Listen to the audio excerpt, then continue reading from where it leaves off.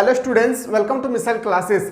आज मैं आप लोगों के सामने लेकर आया हूं हिस्ट्री का 10 ऐसा सब्जेक्टिव क्वेश्चन जो आपके पेपर में कई सालों से बार बार रिपीटेड किए जाते हैं। ये जो क्वेश्चन मैं बता रहा हूं ये 2010 से लेकर 2023 तक काफी ज्यादा रिपीटेड किए गए हैं। तो मैं आज आप लोगों के सामने एक एक क्वेश्चन को मैं प्रस्तुत करने की कोशिश करूंगा। साथ ही साथ जो भी क्वेश्चन आप लोगों को पता है या नहीं पता है, टेंशन लेने की कोई आवश्यकता नहीं है। मैं इतना बेहतरीन तरीके से आप लोगों को समझाने की कोशिश करूंगा कि आप इजीली से सारा का सारा क्वेश्चन का आंसर आप फाइनल एग्जाम में भर सकते हैं, लिख सकते हैं। देखिए, रट्टा लगाना एक बुड़बक की काम है। क्यों? क्योंकि आप रट्टा लगाते हैं और कोई भी स्टेटमेंट, कोई भी सेंटेंस अगर एग्जाम में भूल जाते हैं तो फिर आप थोड़ा देर के लिए आप रुक जाते हैं। लेकिन अगर वही चीज अगर आपको समझ में आ जाए, माइंड में आपका सेटअप हो जाए कि हाँ, इस तरह से इसके बारे में कहा गया था, हड़प्पा सभ्यता के बारे में ऐसा कहा गया था, वो इस तरह से सभ्यता थी, इसके बारे में ये कहा गया था, वो कहा गया था, इस तरह से अगर आपको सारा का सारा डाटा अगर आपको समझाने वाला कोई अगर बेहतरीन तरीके से मिल जाए तो आपको समझ में आ जाएगा। अब जब समझ में आ जाएगा ना, उस समय आपको एग्जाम में लिखने में मजा कुछ और ही मिलेगा। सच कह रहा हूं। जब एक इंसान जो रट्टा लगाते हैं उनका एग्जाम देखिएगा और एक जो समझ कर जो अपने भाषा में आंसर उत्तर लिखते हैं उनका मार्क्स देखिएगा, काफी ज्यादा डिफरेंट होती है। तो आप लोग कोशिश करें, अभी भी आप लोग के पास समय है कि आप लोग अपने भाषा में उत्तर देने की कोशिश करेंगे।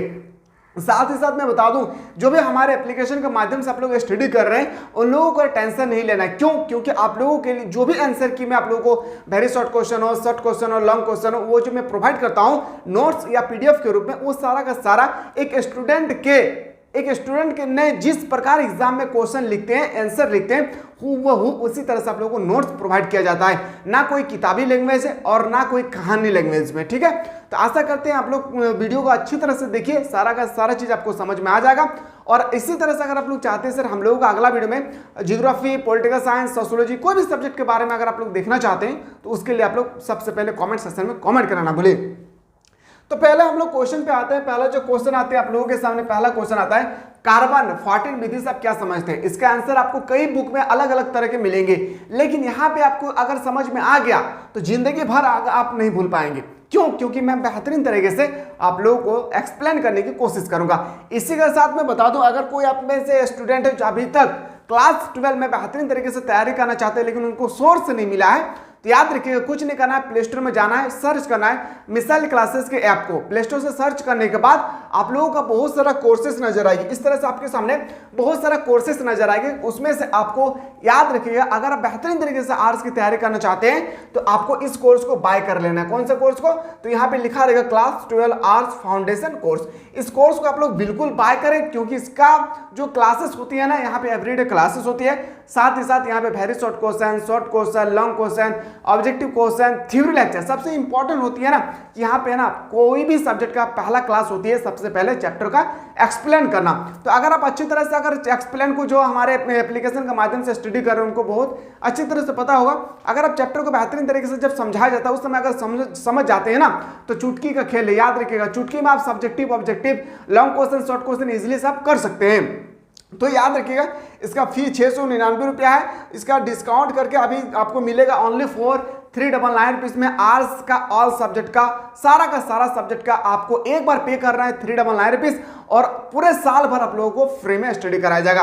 तो देर ना करें, जल्दी से जाएं, क्योंकि ये समय आप लोगों के लिए मोस्ट इंपॉर्टेंट है। अगर ये समय आपके हाथों से गुजर जाएगी तो फिर ये समय आप लोगों के पास लौट कर फिर जीवन में कभी आने वाला नहीं है। इसलिए 300 रुपया को ना देखें, जल्दी से जाएं, कोर्स को बाय करें और पढ़ाई पर ध्यान दें। ठीक है, तो चलिए पहला जो क्वेश्चन हम लोग देख रहे थे, पहला क्वेश्चन है आप लोगों के पास क्या, तो कार्बन, जो कार्बन 14 है विधि से आप क्या समझते हैं। ये क्वेश्चन आपका पीछा छोड़ने वाला नहीं है, कई सालों से ये क्वेश्चन रिपीटेड किए गए हैं। अब इसको समझना बहुत जरूरी है। समझिएगा, एक एक स्टेटमेंट समझना है। ये क्वेश्चन आपके पेपर में 4 मार्क्स का क्वेश्चन आएगा। कितने मार्क्स का?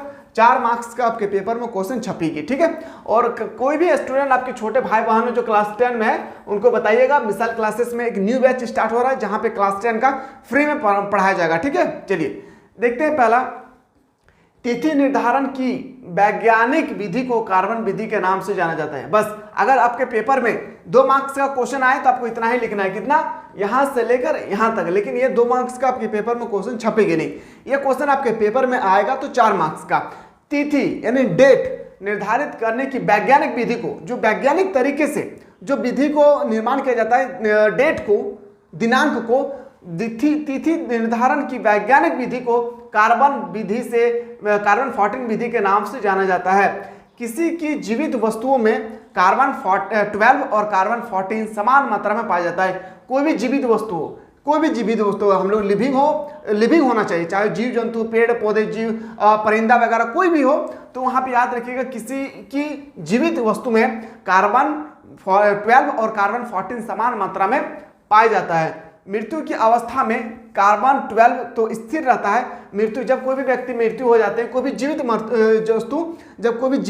वस्तु मृत्यु हो जाती है उनके, तो कार्बन 12 तो स्थिर रहता है, किंतु कार्बन 14 का निरंतर बल होने लगता है। मैंने धीरे धीरे हमारे बॉडी से कार्बन जो है ना घटना स्टार्ट हो जाता है। कौन सा? कार्बन 14।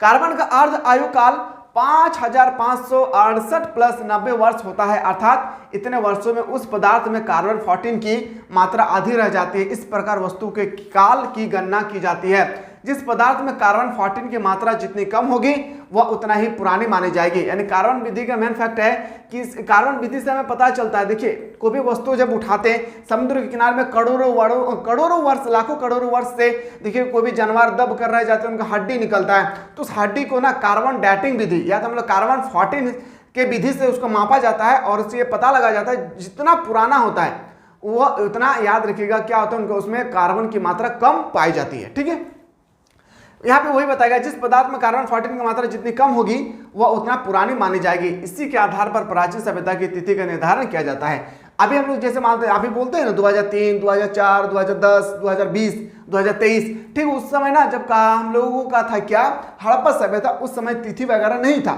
उस समय कार्बन डेटिंग विधि या हम लोग कार्बन 14 की विधि से हम लोग को समझ में आता था कि ये हड्डी इतना साल पुराना है, जिसमें कार्बन की मात्रा कम होती थी वह उतना पुराना माना जाता है। आशा करते हैं आपको समझ में आ गया होगा। ठीक है, क्वेश्चन नंबर अगर 2 आपसे पूछा जाएगा, क्वेश्चन नंबर 2 कई बार रिपीटेड किए गए हैं, इसका आंसर आपको सटीक आना चाहिए। यह भी क्वेश्चन आपके पेपर में 4 मार्क्स का पूछा जाएगा। मोहनजोदाड़ो के सार्वजनिक स्नानघर के विषय में लिखिए। क्या लिखना है समझिएगा। मोहनजोदाड़ो का जो विशेष स्नानघर है ना, स्नानघर जो नहाने का जगह है, नहाने का जगह मतलब आप देख सकते हैं इस तरह से होगा और यहाँ पे आपको सीढ़ी लगा होता था। ठीक है, यानी आपका उत्तर और दक्षिण में सीढ़ी लगा होता था और यहाँ पे व्यक्ति उतर कर यहाँ पे स्नान करते थे। समझिएगा, मोहनजोदाड़ो में बना सार्वजनिक स्नानघर अपना विशेष महत्व रखता है। यह पूरा सिंधु घाटी सभ्यता का सबसे विशेष महत्व रखता है। यह सिंधु घाटी के लोगों का कला का अद्वितीय नमूना है। बिल्कुल सही बात है, एक नमूना ही है ये।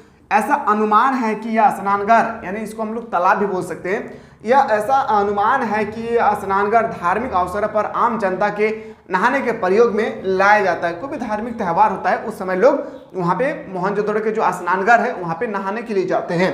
यह तालाब इतना मजबूत बना हुआ है, इसकी दीवारें काफ़ी चौड़ी बनी हुई है जो पक्की ईंटों और विशेष प्रकार के सीमेंट के हैं ताकि पानी अपने आप बाहर ना निकल सके। स्नानघर में नीचे उतरने के लिए बनी हुई सीढ़ी बनी हुई, यहाँ पे उतरने के लिए सीढ़ी, याद रखिए क्या बनी है, सीढ़ी बनी हुई है। पानी निकलने के लिए नालियों का भी प्रबंध है। ऐसा नहीं है कि अगर उनका वाटर लेवल अगर पूरा पानी से भर जाए तो वो उनका वाटर लेवल दीवारों को तोड़कर पानी निकलेंगे, ऐसा नहीं है। वहाँ पे एक नली बनाया गया है, नाली के द्वारा जब वाटर लेवल हाई हो जाती है तो नाली के द्वारा पानी वहाँ से निकल जाते हैं। तो याद रखिएगा आपको इसी तरह से अगर आपके मोहनजोदड़ो के सार्वजनिक स्नानघर के बारे में अगर आपके पेपर में आ जाए तो आपको हूबहू इसी तरह से आप लोगों को लिखना है। ठीक है, अगला क्वेश्चन आता है। अब ये क्वेश्चन वेरी इंपॉर्टेंट आपके पेपर के रिगार्डिंग, महाभारत कालीन भारतीय स्त्रियों की स्थिति पर टिप्पणी लिखें। अब इसके बारे में आपको एक टिप्पणी लिखना है। चलिए, पॉइंट नंबर 1, महाभारत काल में घरेलू तथा सन्यासी दोनों तरह की स्त्री का विवरण है। बहुत ही इंपॉर्टेंट है। जब महाभारत काल थी जिसका युद्ध कहाँ पे हुआ था, कुरुक्षेत्र में कितना दिन तक चला था, तो बोलेंगे सर 18 दिन तक। ये भी आपको याद रखना है। ठीक है, महाभारत काल में घरेलू तथा सन्यासी दोनों तरह की स्त्री का विवरण है। रामायण में अति मुनि की पत्नी अनुसूया का उल्लेख प्राप्त है। इसी ग्रंथ में सबरी एवं अन्य चर्चित साध्वी सबारवी महान कृषि मतांग की शिष्य थी तथा पंपा झील के किनारे उसकी कटियाती थी।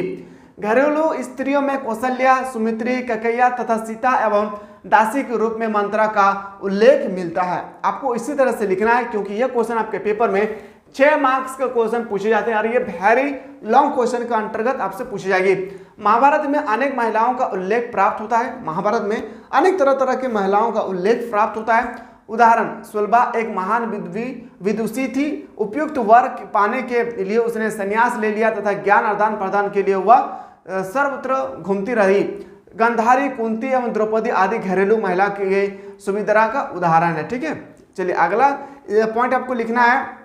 अगला पॉइंट भी आपको इसी तरह से लिखना है जो आपके सामने दिख रहा है इजीली से। ठीक है, चलिए सर अगला क्वेश्चन पे आते हैं हम लोग। मौर्यकालीन इतिहास के प्रमुख स्रोत का विवेचना करें। मौर्यकालीन इतिहास जो है बहुत ही इंपॉर्टेंट है। ये भी क्वेश्चन आपके पेपर में कई बार रिपीटेड किए गए हैं और इस बार भी आप लोगों के पेपर में क्वेश्चन छपेगी कि मौर्यकालीन इतिहास के प्रमुख स्रोत को बताइए। देखिए पॉइंट नंबर 1, मेगास्थनीज की इंडिका। मौर्यकाल का सबसे इंपॉर्टेंट स्रोत है ना, तो मेगास्थनीज की इंडिका। मेगास्थनीज की पुस्तक जो है इसका नाम क्या है, तो बोलेंगे इंडिका। मौर्यकालीन भारत के विषय ज्ञान प्राप्त करने के लिए मेगास्थनीज द्वारा रचित इंडिका एक महत्वपूर्ण ग्रंथ है जिसमें तत्कालीन शासन व्यवस्था, सामाजिक, राजनीतिक व आर्थिक अवस्था पर महत्वपूर्ण विवरण मिलता है। आपको एग्जाम में इसी तरह से हूबहू आप लोगों को छपना है। पॉइंट नंबर 2 पे आते हैं। कौटिल्य का अर्थशास्त्री। आप आते हैं सर अर्थशास्त्र लिखा किसने, तो बोलेंगे सर कौटिल्य ने। मेगास्थनीज ने लिखा है तो बोलेंगे इंडिका। कौटिल्य का अर्थशास्त्री तत्कालीन भारत के विभिन्न पहलुओं पर प्रकाश डालता है जिससे मौर्यों के बारे में पता चलता है, जिससे हम लोग को मौर्य के बारे में पता चलता है। अगला क्वेश्चन, अगला स्टेटमेंट आपसे इसी में पूछा जाएगा विशाखा दत्त का मुद्रा राक्षस। अब विशाखा दत्त ने लिखा है क्या, मुद्रा राक्षस एक पुस्तक है। इस ग्रंथ में नंद का चंद्रगुप्त द्वारा नाश का वर्णन मिलता है। अगला पॉइंट आपको लिखना है। अगला पॉइंट आएगा कि जैन और बौद्ध साहित्य, जैसे जैन धर्म बौद्ध धर्म हो गया आपका, तो जैन और बौद्ध धर्म दोनों धर्मों के साहित्य में तत्कालीन समाज, राजनीतिक आदि की जानकारी प्राप्त होती है। पॉइंट नंबर नेक्स्ट में अशोक के शिलालेख। अब अशोक का जो शिलालेख है, अब शिलालेख अभिलेख क्या है वो मैंने एप्लीकेशन में ऑलरेडी बता चुका हूं। ठीक है, स्थान स्थान पर लगे अशोक के शिलालेख से भी मौर्यकालीन प्रशासन, धर्म, समाज, अर्थव्यवस्था आदि पर प्रकाश पड़ता है। तो आपको इसी तरह से आपको लिखना है, तब आपको 4 मार्क्स इजीली से मिल जाएगी। यही हूबहू आपको पेपर एग्जाम में भी इसी तरह से आपको एक पेन का यूज दो पेन का यूज करना है। एक आप ब्लू का और एक आपका ब्लैक का भी यूज कर सकते हैं, जहां पे आपको जो मेन पॉइंट होती है जिसको अंडरलाइन करना होगा। अंडरलाइन करेंगे तो सुंदर से दिखेगा, तो जो आपका कॉपी चेक करेंगे जो भी टीचर हो तो उनका आंखें डायरेक्ट वहां पे पड़ेगी, तो उनको लगेगा कि हाँ स्टूडेंट थोड़ा सा पढ़ा लिखा है। ठीक है, अगला क्वेश्चन आता है दिगंबर एवं श्वेतांबर कौन था। अब दिगंबर और श्वेतांबर कौन थे। जैन धर्म 2 संप्रदाय बन गए, एक दिगंबर और दूसरा श्वेतांबर। दिगंबर वस्त्र नहीं धारण करते थे। मैंने कल ही बताया था आप लोगों को क्लास में कि दिगंबर वस्त्र नहीं पहनते थे, याद रखिएगा, वस्त्र जो है धारण नहीं करते थे, जबकि श्वेतांबर उजले वस्त्र धारण, उजला मतलब सफेद कपड़ा पहनते थे। दिगंबर और श्वेतांबर क्या है, जैन धर्म 2 संप्रदाय बन गए थे। जैन धर्म का 2 संप्रदाय बन गया था, एक श्वेतांबर एक दिगंबर। दिगंबर जो थे वह नंगा रहता था, वह वस्त्र नहीं पहनता था, लेकिन श्वेतांबर जो थे वह याद रखिएगा सफेद वस्त्र के कपड़े पहनते थे, सफेद कलर के। दिगंबर जैन आचरण का पालन में कठोर होते थे। जो दिगंबर हैं वह आचरण पालन में, जैन के आचरण पालन में कठोर होते थे, जबकि श्वेतांबर जैन उदार होते थे। श्वेतांबर 11 अंगों का प्रमुख धर्म मानते थे और दिगंबर 24 पुराणों को दिगंबर संप्रदाय मानता है कि स्त्री शरीर से केवल ज्ञान संभव नहीं है और केवल ज्ञान प्राप्त होने पर साधकों को भोजन की आवश्यकता नहीं पड़ती है। किंतु श्वेतांबर संप्रदाय ऐसा नहीं मानते। श्वेतांबर संप्रदाय के अनुसार महावीर का निर्वाण के 609 वर्ष बाद रथ विलरपुर में भवभूति द्वारा बौद्धिक मत दिगंबर की स्थापना हुई थी। और हाँ, जो भी एप्लीकेशन के माध्यम से आप लोग पढ़ रहे हैं उन लोगों का एक बात मैं बता दूं, इसका जो आपका पीडीएफ है, पीडीएफ याद रखिए, यानी हम लोग को नोट्स वो चैप्टर बाय चैप्टर में आप लोगों को पढ़ाया गया है। तो इस वीडियो को आप लोग ना देखें क्योंकि आप लोग ऑलरेडी क्लास में आप लोग को पढ़ाया गया है, उसको आप लोग ध्यान से देखिए और उसको आप लोग जाकर याद करें।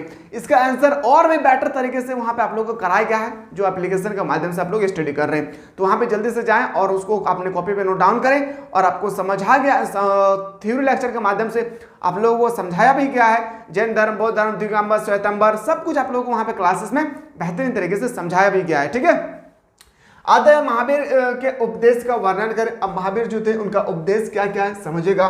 पहला सत्य सत्य बोलना, झूठ ना बोलना, अहिंसा। अगर 4 मार्क्स का आ जाए आपके पेपर में तो आपको इसी तरह से लिखना है। अगर 6 मार्क्स का आ जाएगा तो आपको थोड़ा सा लॉन्ग प्रोसेस में लिखना होगा। और मैंने एप्लीकेशन में ऑलरेडी 4 मार्क्स का कितना लिखना है, 6 मार्क्स का कितना लिखना है, मैंने ऑलरेडी आप लोगों को प्रोवाइड कर चुका हूं। ठीक है, अब यहां से देखिए पॉइंट नंबर 2, अहिंसा, हिंसा ना करना। आगे लिखे असत्य, चोरी ना करना, यानी किसी को सामान को देकर लालची ना करना और चोरी ना करना। अपरिग्रह, संपत्ति का संग्रह ना करना, अब बहुत सारे संपत्ति का संग्रह ना करना क्योंकि एक दिन इस दुनिया को छोड़कर जाना है।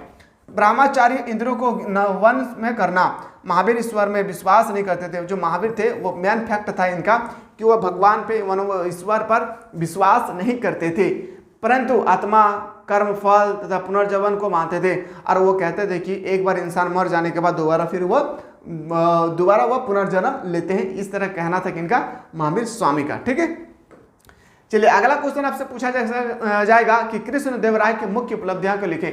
यह भी क्वेश्चन आपके पेपर में पहले पूछा जाता था 5 मार्क्स का, अब आपसे पूछे जाएंगे 4 मार्क्स का। ठीक है, देखिए कृष्णदेव राय जो थे उनका विभिन्न उपलब्धियां थी, एक एक करके आपको समझना है। पॉइंट नंबर 1, कृष्णदेव राय बीजापुर और गोलकुंडा के शासक को पराजित करने में सफल रहा। जो कृष्णदेव राय हैं वह बीजापुर और गोलकुंडा के शासक को पराजित उन्होंने हरा दिया। पॉइंट नंबर 2, उसने उड़ीसा पर भी आक्रमण किया तथा वहां के शासक को भी हराया। और उन्होंने, जो कृष्णदेव राय है, उन्होंने उड़ीसा पे भी जाकर हमला किया और उड़ीसा में भी हमला करने के बाद वहां पे वो सफल हो गए। पॉइंट नंबर 3, उसने न केवल रायचूर दोआब पर विजय प्राप्त की बल्कि अपनी सेनाओं के साथ बहमनी राज्य के अंदर भी प्रवेश कर गया। बल्कि वह रायचूर दोआब के विजय प्राप्त नहीं की, बल्कि इसके अलावा उसने कहां पे, बहमनी राज्यों के अंदर प्रवेश कर गया और उसको भी उन्होंने जीत लिया था। पॉइंट नंबर 4, पश्चिमी तट पर सभी स्थानों राज्यों के साथ उसका व्यवहार बहुत ही मैत्रीपूर्ण था, यानी वो सभी लोगों से काफी ज्यादा दोस्तीपूर्ण रखते थे। अपने इन स्थानीय राज्यों के साथ व्यापारिक संबंध बनाकर अपने राज्य को बनाया। पॉइंट नंबर 5, वह एक कुशल प्रशासक भी था। उसने अपने राज्य के उत्थान के लिए कई उसने सिंचाई के लिए बांध बनाया, नहर बनाया, कुआं बनाया, अन्य तरह तरह के उन्होंने काम ऐसा किया कि लोग उनको काफी ज्यादा चाहते थे, वो काफी ज्यादा लोकप्रिय हो गए थे, जिस तरह महात्मा गांधी हुआ था। ठीक है, उसने नए मंदिरों का निर्माण कराया। उन्होंने जो भी सोचा कि जो भी मंदिर नहीं, जिस जगह पे मंदिर नहीं है उस जगह पर उन्होंने मंदिर का निर्माण कराया और पुराने मंदिर की मरम्मत कराई। और उन्होंने देखा कि कोई भी अगर मंदिर टूटा हुआ है तो उस मंदिर को उन्होंने रिपेयरिंग यानी मरम्मत, पुनः निर्माण करने के बाद उन पर कोई भी अगर टूटा फूटा है तो उसको मरम्मत करने का काम कराया। उससे उस दरबार में विद्वानों और गुणी लोगों को और आश्रय देना रखता था, और कोई भी व्यक्ति था जो गरीब वगैरह था तो वो अपने दरबार में रखते थे। तो इस तरह से आप अगर पॉइंट बाय पॉइंट लिखेंगे तो आपको ना यहाँ पे इजीली से मार्क्स मिलेगी। देखिए अगर आपके पेपर में 5 मार्क्स आ जाए और 5 सेंटेंस लिखते हैं, ठीक है, 5 सेंटेंस लिखते हैं, तो जो कॉपी चेक करेंगे उनको भी तो लगेगा हाँ 5 मार्क्स का क्वेश्चन है या 4 मार्क्स का क्वेश्चन है तो 5 सेंटेंस लिखे हैं, तो 5 सेंटेंस मुझे पढ़ने के बाद सेटिस्फाई हो रहा है, मुझे संतुष्ट मिल रहा है, तो वो ना 5 में से 5 मार्क्स आपको मिला देंगे, 5 में से 5 मार्क्स आपको दे देंगे। लेकिन अगर आप ना क्या करेंगे, इसी को आप नहीं लिखेंगे 1 2 3 4 5 6 पॉइंट को नहीं लिखेंगे, आप डायरेक्ट पैराग्राफ की तरह लिखते रहेंगे, तो कहीं से भी उसको थोड़ा सा मिसप्रिंट देखे, बल्कि की जगह कोई भी मान लेते हैं कि आप सेना के लिख दिया, यहाँ पे लिख दिया सेना के लिख दिया, नेना लिख दिया, एग्जाम्पल में बता दो नेना, तो जैसे आप नेना लिखे ना तो पूरा सेंटेंस आपको इस तरह से काट, ऐसे तो गोल करेंगे सबसे पहले, फिर आप उनको लगेगा कि नहीं आगे भी गलत है तो उसको काट के छोड़ देगा। इसलिए मेरे प्यारे सबसे पहले आप लोग ना स्टेप अभी ठान ले कि हम लोग को जो भी क्वेश्चन का आंसर करना है, वेरी शॉर्ट क्वेश्चन नहीं, शॉर्ट क्वेश्चन है लॉन्ग क्वेश्चन का, पॉइंट टू पॉइंट हम लोग को लिखना है, ठीक है। और पॉइंट टू पॉइंट कैसे लिखना है मैंने ऑलरेडी आप लोगों को बता चुका हूं, ठीक है। अकबर को राष्ट्र शासक क्यों कहा जाता है, इसके पीछे क्या कारण था, अकबर को राष्ट्र शासक कहने का अनेक कारण थे। अनेक विद्वानों और व्यक्तियों जलालुद्दीन अकबर 1556 से 1605 को मुगल दरबार बादशाहों में महानतम मानते हैं, क्योंकि उसने न केवल अपने साम्राज्य का विस्तार ही किया बल्कि इसे अपने समय का विशालतम, दृढ़तम और सबसे समृद्ध राज्य बनाकर सुदृढ़ किया। अकबर हिंदकुश पर्वत तक अपने साम्राज्य की सीमाओं के विस्तार में सफल हुए और इसने ईरान के सफानियों और तरान के जो उज़्बेकों की विस्तारवादी योजनाओं पर लगाम लगाए रखी। अकबर के बाद जहांगीर 1605 से 1627 शाहजहां का स्टेटमेंट इतना है और औरंगजेब का इतना के रूप में विभिन्न व्यक्ति अपने आने वाले 3 बहुत योग्य उत्तराधिकारी हुए। इनके अधीन क्षेत्र विस्तार जारी रहा, इसकी गति काफ़ी धीमी रही। 3 शासकों ने शासन के विविध यंत्रों को बनाए रखा और उन्हें सुदृढ़ आता। अकबर को राष्ट्र शासक इस तरह से कहा जाता है। देखिए राष्ट्र शासक, इसका आंसर उसका ना मुझे सेटिस्फाई नहीं है, लेकिन मैं आप लोगों को बता दूं इसका आंसर आप लोगों को जो एप्लीकेशन है ना मिसाइल क्लासेस के एप्लीकेशन के माध्यम से जो पढ़ रहे हैं उन लोगों को वहाँ पे आप लोगों को इसका आंसर और सटीक यानी आपको एक स्टूडेंट के लैंग्वेज कैसा होना चाहिए वहाँ पे ऑलरेडी आप लोगों को प्रोवाइड कर चुका है। ठीक है, जो अभी एप्लीकेशन के माध्यम से पढ़ रहे हैं उन लोगों को इसका आंसर इस तरह से आप लोगों को नहीं लिखना है, क्योंकि मैंने आप लोगों को ऑलरेडी प्रोवाइड कर चुका हूँ कि एक स्टूडेंट किस तरह से इसका आंसर लिख सकते हैं, हूबहू आप लोगों को उसी तरह से प्रोवाइड किया गया है। तो आप वहाँ पर जाकर देखेंगे तो बेहतर होगा। ठीक है, चलिए अगला क्वेश्चन अगर आपसे पूछा जाएगा, अगला क्वेश्चन नहीं है। ठीक है, अगला क्वेश्चन आने से पहले मैं बता दूं कि कोई भी स्टूडेंट है जो अभी तक हमारे कोर्स को बाय नहीं किया है, यानी मिसाइल क्लासेस कैप में जो बहुत सारा कोर्सेज चल रही है, अगर आप आर्ट्स की बेहतरीन तरीके से तैयारी करना चाहते हैं तो क्लास 12 आर्ट्स फाउंडेशन कोर्स को जरूर ज्वाइन करें, क्योंकि यहाँ पे बहुत ही बेहतरीन तरीके से क्लासेस होती है, जहाँ पे आपको बेहतरीन तरीके से सबसे पहले चैप्टर को समझाया जाता है, फिर ऑब्जेक्टिव क्वेश्चन बताया जाता है, फिर आपको सब्जेक्टिव क्वेश्चन बताया जाता है। इतना सारा कंटेंट आपको ओनली फॉर 399 रुपीज़ में प्रोवाइड किया जाता है। एक बार पे करना है और पूरे साल भर आप लोगों को मुफ्त में पढ़ना है। तो आशा करते हैं आपको समझ में आ गया होगा। अब बात करते हैं सर अगला क्वेश्चन की। तो अगला क्वेश्चन आप लोग बताएं, मैं वेट करता हूं आप लोगों का कमेंट का, आप लोग वेट करता हूं आप लोगों के कमेंट का कि अगला वीडियो किसका होना चाहिए, लॉन्ग क्वेश्चन का, ज्योग्राफी या पॉल साइंस या इंग्लिश या कोई भी सब्जेक्ट हो, जो भी आप लोग कमेंट सेक्शन में कमेंट करेंगे, मैं आप लोगों को जिसमें देखेंगे कि ज़्यादा वोटेज पड़ रही है वो क्वेश्चन वो तरह से सब्जेक्ट में आप लोगों के सामने लेकर आने की कोशिश करूंगा। चलिए मिलते हैं एक नया वीडियो में, तब तक आप लोग स्वस्थ रहे, मस्त रहे, पढ़ाई में व्यस्त रहे।